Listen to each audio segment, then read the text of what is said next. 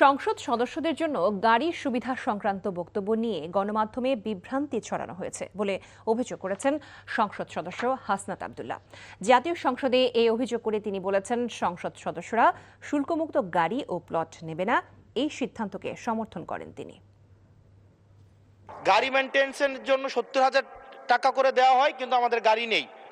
এখন আমার যে বক্তব্যটা সেটি হচ্ছে, গতকালের বক্তব্যে আমি কোনো ট্যাক্স ফ্রি গাড়ি চাইনি, এবং ট্যাক্স ফ্রি যে প্লট এবং গাড়ির যে বিষয়টি রয়েছে সেটি অলরেডি এই সংসদের পুরো হাউস ঐক্যবদ্ধভাবে সিদ্ধান্ত নিয়েছে, তারা এটি নেবে না। এবং এই ত্রয়োদশ জাতীয় সংসদের প্রত্যেকটি এমপি সেটির জন্য একটি অনন্য নজির স্থাপন করেছে। এটি মিডিয়াতে বিভ্রান্তি সৃষ্টি করেছে, সেটির জন্য এখানে পুনরাবৃত্তি করেছি।